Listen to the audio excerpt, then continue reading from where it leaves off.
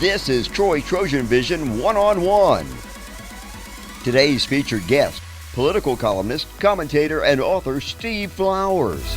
Now, here's your host, Aaron Taylor. Welcome to TrojanVision One-on-One. I'm your host, Aaron Taylor, and my guest for this episode is a former legislator, political columnist, political commentator, and now we add to that list author, and that's what we're going to be talking a little bit about today is the book written by Steve Flowers. Steve, first off, welcome to the show, and tell us a little about the book and why you decided to write a book after everything else that you've done. Aaron, thank you all for having me. I really appreciate it. It's good to see everybody, you and Kyle and everybody down here. You know, I've been around this stuff all my life, just about. I'm 63 years old now, which doesn't seem old, I guess, but I've been around state politics for 50 years. I started paging up in the legislature when I was only 12 years old for my representative, Mr. Gardner Bassett, who actually lives in the same house Jeff lives in. That's where Jeff lives on Orange Street is where Mr. Gardner Bassett lived, and that was my paper route. Oh. I started liking politics when I fell in love with it when I was probably 10 years old. I always knew I was going to be in and around it. And my paper route, for those who live here in Troy, came down the left side of North 3 Street and turned on Orange Street and got Maple Street where I lived. My folks lived on Maple Street. I was born and raised in that house. Well, actually born in OB, it's hospital. So I've been around Troy and about politics for all these years. And when I was about 12 years old, I had that paper route, which is now my walking route. I walk my paper route now. But I had about 125 papers there on North 3 Orange was the main artery. And a lot of the more prominent men in Troy, Aaron, lived on Orange Street. All this section of Troy where we're sitting really wasn't even built in that early era. It was like Troy was over there on that side of town where I live now. But anyway, I became friends with my probate judge and my representative who both lived on Orange Street. Our probate judge, legendary probate judge for 24 years, was Ben Reeves. Very powerful probate judge. Probate judges were very powerful in that era. They were like the kings of the county. But Mr. Gardner Bassett was our representative, and he would take me to the legislature to be his page. I'd go to Montgomery with him. We'd go see about a project for a farmer, and he would say, tell the Agriculture Commission, this is my little friend Steve Flowers, he's my page. He's going to follow me in my house seat when he gets old enough. Mr. Gardner was in his 70s, and I was about 12, and we became best friends. And then the next week, we might go see about a road project with the highway director, and he'd tell the highway director, this is my little friend Steve Flowers, he's going to follow me in my house seat. One day I was carrying the papers, and he said, hurry up with your paper out, I got a special trip for us. And I got on through my paper out, came back to his house on Orange Street, and we jumped in his Chrysler New Yorker, drove real fast to Montgomery. I said, Mr. Gardner, where are we going today? He said, going to meet the governor.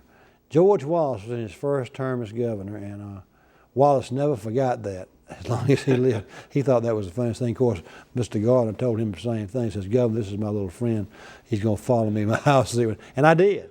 I followed Mr. Gardner in his house seat, so I was elected when I was 30 to the house seat from here in Pike County. But ironically, Aaron, you fast forward 20 years, and it was 1963 when I met Wallace, when he was a first-year governor. He'd been elected in 62. He was bouncing, vivacious, could remember everybody in the state's name. If he ever met you, just an unbelievable politician. But fast forward 20 years, I'm now elected representative when I'm 30, and I'm Wallace's representative. Mm-hmm. Because I not only have Pike County, but I went over there and got part of Barber County, and I got the part of Barber County that Wallace was from, Clow and Clayton and Louisville, which was Wallace's home area. So I actually was Wallace's representative. There you go. So you fast forward 20 years, and he would get so tickled, he would say, Steve, you remember when you were a page boy, Steve, I was a page boy too, Chauncey Sparks made me a page when I was a little boy.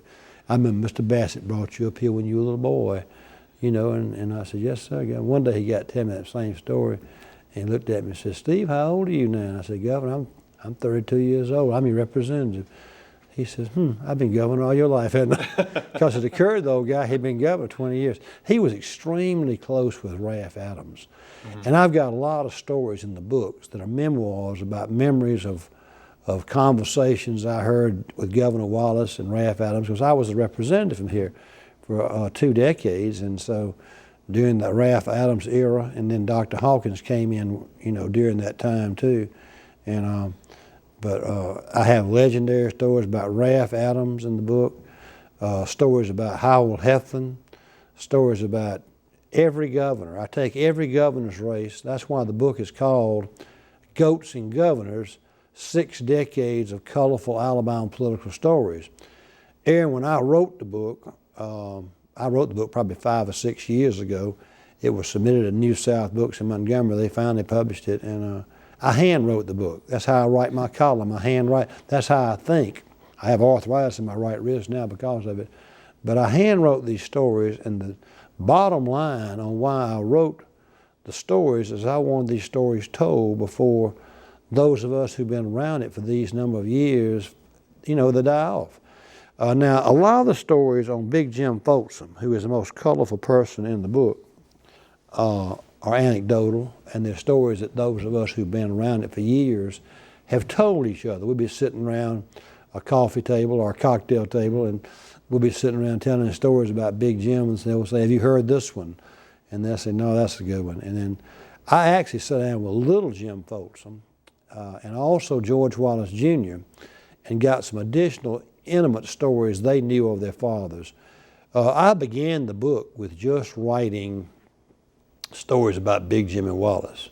They were big enough characters. Oh, of course, yeah. And they're the bulk of the book. The 3 characters who are the bulk of the book are Big Jim Folsom, George Wallace, and probably Howell Heflin, because they were colorful characters. You can't make up the wit and things they would do. And Big Jim was so uninhibited that, Aaron, if you had a dictionary and you put the word uninhibited, you'd put Big Jim's picture by it.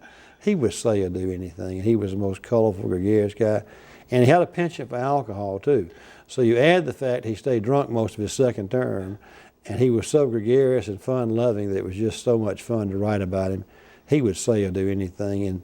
But I began the book by one of those stories told about Big Jim and Wallace, but then I continued because when I wrote the book and it was delivered to New South Books, it was entitled just 6 Decades of Colorful Political Stories about Alabama Politics. They gave it the name Goats and Governors because an allusion to Goat Hill. Goat Hill. And you know it because you're from around here, but actually folks in Scottsboro, they'll pick up on it too, and around the state. And but they gave it, it's been real catchy. Yeah. I think it's been an addition that an editor does for your book that I didn't think about. I was a little reluctant at first. I said, well, really all my book is just a collection of political stories. And they said, no, let's make it. And so I went on and I went into every governor's race too. And if anyone reads your column and has caught it, they know a lot of times that you'll discuss this history and sometimes apply how this history applies to the current races and what's going on in current politics. And so would one hope that they hear some of these colorful tales of the past, that they might start making some of these allusions to some of the things that are happening nowadays isn't new. That it's been happening for decades. Aaron, that is an excellent point, and I'm real flattered that you've read my column and aware of that. And I've sort of become the state's political historian, if you will, and that's why I'm very flattered, because the State Archives has made my book the State Archives Book of the Year, and they're opening the archives for a big book signing next Tuesday, the 6th. I invite anybody who's watching the show, if they're available, to come to the archives. We've got a lot of politicians, a lot of dignitaries coming, but what we did in that book is we tried to tell things about that you just alluded to. Like, for example, there's a very, very pronounced friends and neighbors politics in Alabama. And as I'm commentating on different governors' races, I remember sitting in CBS 8 in Montgomery on election night in 2010 when Bentley had won the governor's race for the first time. And it was a very close race who would be in the runoff. You recall Bradley Byrne led that race, and it was almost a dead heat between Tim James and Robert Bentley as to who would be in the runoff. And I laughed almost aloud, and I said, let me tell y'all something. There's a cardinal thing that's come to fruition. What I mean by friends and neighbors politics is, if you're from a certain area, then people in that area will vote for you because you're their candidate from their neck of the woods. For example, if someone from Crenshaw County runs for governor, or Pike County runs for governor, or any statewide office, the folks in the surrounding counties will vote for them. And that's very true in North Alabama. There's a very strong colloquialism in North Alabama. And in that race, I got to look at the results, and I saw that Robert Bentley had run like a scalded dog, excuse my language, as old Southern saying, through Tuscaloosa, Fayette, Pickens, and Lamar counties. And that's where he won the governor's race, because of friends, he was getting 80%. So there are things like that. There was what was called a get acquainted race back when you couldn't succeed yourself, where candidates would run once to get acquainted, and then they would run, if they ran second, they would win every time, the next time. There are little things like I want to talk about, like what's the first Monday trade day in Scottsboro. There are old things that have faded by. There was up in Scottsboro, up in the northeast corner of the state, there's a trade day. Everybody came in and traded knives, and every politician running for governor would always go to trade day. There's a big Terry family reunion up in Moulton County where the whole county is kin to each other. If you think we're provincial and colloquial, you ought to go to North Alabama where they really, I mean, people make fun of Southerners being kin to each other, intermarrying. They do. I mean, you know, they're all kin to each other. They call the Terry family makes up 40% of the entire population of the county. So that's a must go. That was a must go. It was like around Labor Day every year. You went to first Monday and trade day in Scottsboro, Moulton, Terry family reunion, get acquainted race. I go into all those little things that we talk about. And now you talk about Folsom and Wallace being the stars of the book, obviously, and you mentioned about the anecdotal evidence, behind the Folsom stories, because it's hard to find the real, true document behind that. But when you get into the Wallace, there's a little bit more documenting there, and especially for you personally, you've witnessed some of these, and some of these are personal stories. So how, I guess, does it feel to be able to relate some of those stories and actually be able to shine a little light on history, especially on probably one of the most colorful politicians in American history, especially recent history. How does it feel to be able to shed a little bit of light on that from your personal experiences? It's really been, that was good. But I think the big Jim Folsom stories are accurate because they've been told so many times over and over again that they almost, they may get a little bit, legend, but they're true, I think. But Wallace, I did, as I told you, I got to know him when I was 12 years old and knew him. I was his representative the first term, and I knew a lot of the inside stuff. And there was a colorful side to him when he would tell me the same story over and over again, and it shows a personal side of him. He had a penchant for calling people on the phone at midnight. He'd stay on the phone. He returned every phone call. And if you were a legislator, he wanted to talk about different bills. And he would call me at midnight. He would say, how's your daughters? How's Jenny? How's Allison?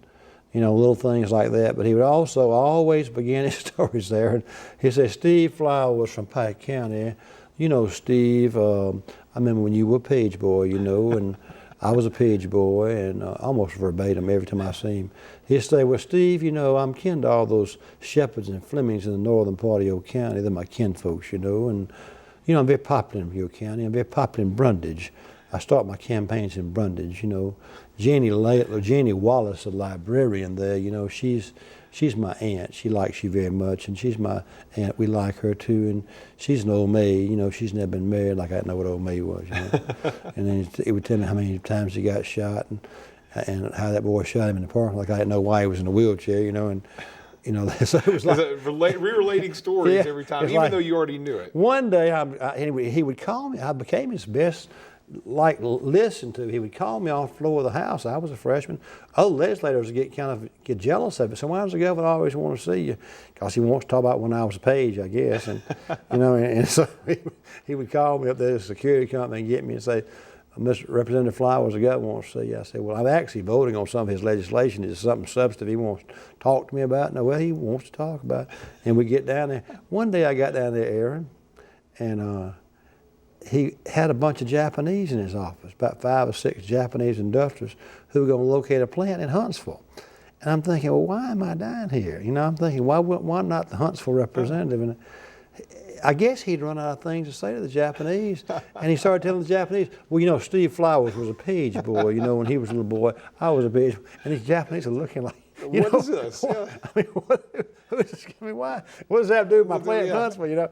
But one of the funniest ones was, you know, we got this Pioneer Museum out here, and Kern Farmer loved that museum, and he was always wanting me to get money for it. And I knew that back then you had to go through the governor to get your money, you know, but we'd put money over there in the budget, in the tourism budget, which was our port money. Yeah. But we had to go get it through the governor, you know.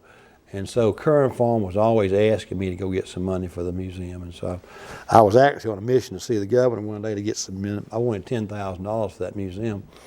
And I knew he'd give it to me ultimately, but he was also deaf as a doornail, so I had to shout at him. And so he sat there one day, he says, I had to hear the same thing. Steve, remember you were a page boy, and Ken the Shepherds and Flemings, you know, and Jenny Wallace, and yes, sir, Governor. Well, Steve, what do you want to see me about today? And I said, well, Governor, I want to get some money from my museum in Pike County. We've got a museum. Well, Steve, what kind of museum y'all got down there in Pike County? I said, well, Governor, we got agriculture artifacts. It's a very, very nice museum. It's a tourist attraction that we got some money on tourists. You know, the people spend money coming through the state and everything. And the word snowbird had just been coined, and I was going to use it with Wallace. I said, well, Governor, we really have a lot of snowbirds come through here going to the beach, and they stop and spend money, and it's a tourist attraction, you know. He got a puzzled look on his face. He says, Steve, what kind of birds y'all got down there in Pike County? And he didn't know what snowbirds were. And finally I says, no, Governor, we have a lot of Yankees that come through, and you know, and they spend money and they go to the beach and everything. And he got a real puzzled look here. He says, Steve, what are y'all doing to the Yankees down there in Pike County? I think he thought I was trying to get some money for some speed trap for unsuspecting Yankees coming through my county. But finally got their money. But they're funny stories. A lot of these stories are very funny. I mean, you can't make this stuff up.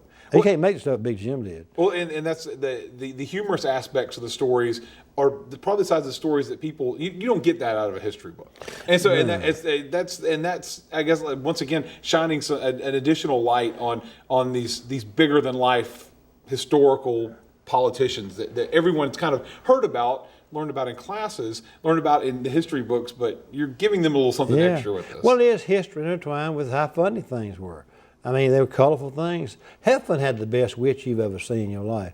An example would be that one day he was in the Senate going over to a NATO conference, and you remember Elizabeth Taylor, the movie star? Mm-hmm. She had about 10 husbands, and one of them was a guy who was in the U.S. Senate named John Warner, who was from Virginia, very handsome senator from Virginia.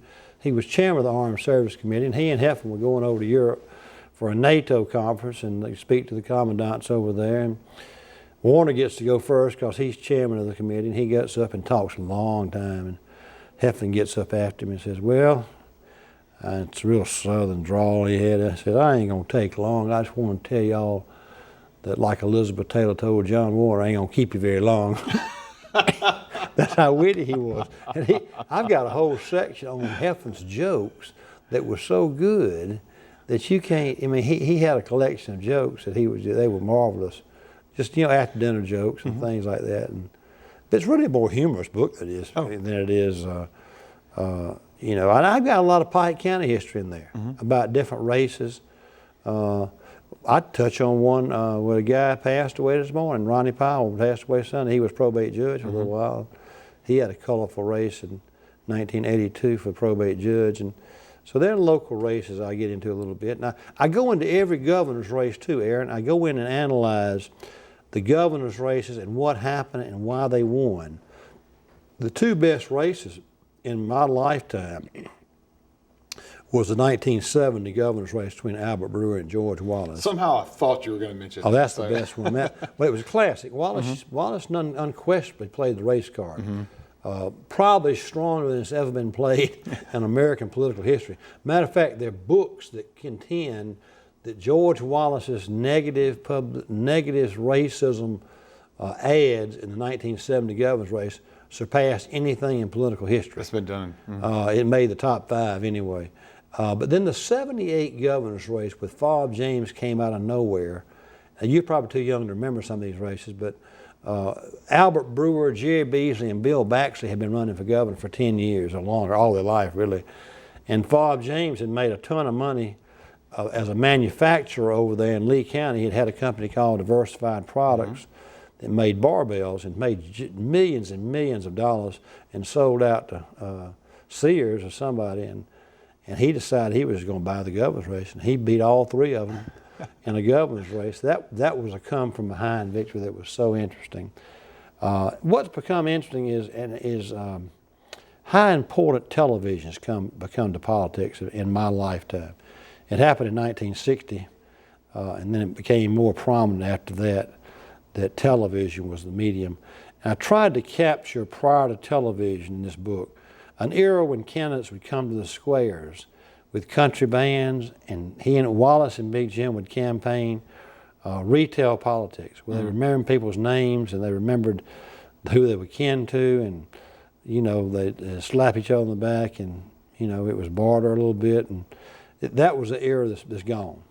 I wanted that era told too. And once again, is it just shining a light on something that, especially once your generation goes away, that's going to be something that the younger generation, there's not going to be an element of that anymore, because for most of them, like I said, picking up a newspaper is not common for them. It's internet and TV and fast medium. But that era I tried to capture that Big Jim was in, it's hard for you to imagine this, but there was no television, much less internet. There's no radio talk shows where people come on and talk bad about each other. The only radio was the Grand Ole Opry on Saturday night. Yeah. That's all the country folks listened to, and it was just a whole different era. But I wanted those stories told. In the Folsom era, from some of the stories I've heard, it's probably a good idea there weren't video cameras pointing at the governor's mansion to see what was going on over there. Well, it really is, because I got to tell you, he literally did stay drunk his whole second term, and he was so funny and colorful, and he was so big that in pictures you see with him, and some of these are in the book, his cabinet members, men were smaller back then. They were about 5'6" or 5'7" at best. And Big Jim was so tall at 6'8" or 6'9", he would sit down looking at them like they're little children. I mean, it's really almost like he's looking at children. But one thing I do capture in this book, and I've had a lot of people thank me for this, they'd heard the legend story of Big Jim getting on TV drunk the night before election, 1962. But I tell vividly, because I remembered it vividly, some of the scenes in that story. I wasn't but 11 years old, but I was sitting in my house over on Maple Street here in Troy. I was already enthralled with politics. And Wallace came on first, and Ryan DeGraffenreid came on second. He was a very strong candidate in that race. And Big Jim came on at 8 o'clock, and he was just, it was a colorful scene. Can you imagine coming on TV drunk the night before election? I wasn't but 11 years old, but I knew what a drunk person looked like. And my mom was back in the back, her bedroom, reading. My daddy was not home yet. But in that race, I was for George Wallace because I had met him when I was a young page. And so I was campaigning on my paper route down North 3 Notch and Orange Street. I had Wallace bumper stickers on my bicycle. And my mom was voting for Big Jim Folsom. And Daddy was voting for Ryan DeGraffenreid because DeGraffenreid was kind of the business candidate. Wallace going on, but I was watching all the shows. Big Jim comes on first, and he looks in that camera, just stares it down like this. And you could tell he slurred his words. He said, I'm Big Jim, I'm y'all's best friend. I paved all the farm and market roads, and I'm for the little man. I'm a little man's big friend. The little man's big friend is Big Jim Folsom. These other people are just honking in the wind. I'm Big Jim, y'all's best friend. And then they were going to make him have a family scene. They had a sofa over here on the side, and he had 7 or 8 children. And he gets up, he introduced all of his family to him. He said, that's my first boy, Jim. Come on here, boy. You a good little boy. I like you. Come on, boy. Then they get the second, it's Jack, his second child. He looks at him real hard and says, he's a good little boy too. I like him. Come on, boy. What is your name? he forgot his second child's name. And then they decided to pull off that family thing. He had 6 more to go. And I called my mama out of the bedroom because Mama was for Big Jim. I said, Mama, you need to come see this. I believe Big Jim's drunk. I wasn't 11 years old. And she looked at him a while and says, no, he just acts like that. That's the way he acts. I said, Mama, I don't know. He couldn't remember his child's name. So, I don't know. He may be a little bit drunk. I mean, I'm sorry to tell you, your candidate may be drunk on television. But then he got to talking about stuff, and he got to thinking about George Wallace. And Wallace had been in the South Alabama campaign manager in '54. And he got real mad thinking about Wallace running for governor. He was running against him. And he called Wallace a cuckoo bird. He'd gotten off the family thing. He got to staring at the TV. He said, I want to tell y'all something. There's one candidate in this race is just trying to copy old Big Jim. That's all he's trying to do. He ain't nothing but an old cuckoo bird. Wallace is just a sawed-off little old cuckoo bird. All he is. You know what cuckoo birds do? They go cuckoo, cuckoo, cuckoo, 7.5 minutes. How would you like somebody to come on your show for 7.5 minutes doing cuckoo, cuckoo? You might kind of wonder if they were sober. Yeah, we might be calling some professionals into the building if that happens. Anyway, Big Jim did that for 7 minutes. And my call Bob, and I said, Mama, you need to come see this. You got to see Big Jim. And she watched him do cuckoo for about a minute. She said, son, I believe you're right. But I've had some old timers who kind of had heard about it, but they didn't know the. Those kind of things I wonder. I saw that one. You saw that one. You were able to tell us for sure. Well, Steve, obviously it sounds like a very colorful book, and I'm sure that a lot of folks who want to see the more humorous side of the history of Alabama politics are going to look forward to checking the book out. How can they get their hands on a copy of Well, this? it's online. A lot of folks buy books on Amazon now. We've got real good reviews on Amazon. They can go through New South Books in Montgomery. They can go through me here in Troy. Just contact me. It's for sale. It's on sale here at Barnes & Noble at the University Bookstore. It's sale. I've got some at the Johnson Arts Center downtown that I've donated to the Johnson Arts Center. And if they buy those there, they can get them. The money goes to the Johnson Arts Center. Okay. So they've got some. They open at 10. They open to 5. You can go online or just send me a note to P.O. Box 973 Troy. And New South has it, and all the bookstores in Montgomery are carrying it. Goat Hill has it. The one on Fairview has it. So an opportunity to pick up a copy of this book and learn a little of Alabama political history from a man who's witnessed it, been a part of it, commentated on it, written about it, and now published it into a book. Steve, as always, it's great to have you around, entertaining, and I'm sure the book itself will be entertaining a read for anyone who picks it up. Well, it's called Colorful Alabama Political Stories. Yes. Goats and Governors, Alabama's Colorful Political Stories, but I thank you for having me, and I thank the university for letting me come on every week. All right. Well, Steve, thank you for being here on this episode of Trojan Vision One-on-One. I want to thank you for joining us on this episode of Trojan Vision One-on-One. My guest has been Steve Flowers, political columnist, commentator, former legislator, and author. Goats and Governors is the book, and want to check it out. It's available in bookstores and online in this area. I want to thank you for watching this episode of Trojan Vision One-on-One. We hope you join us again next time for another episode. Thanks for joining us.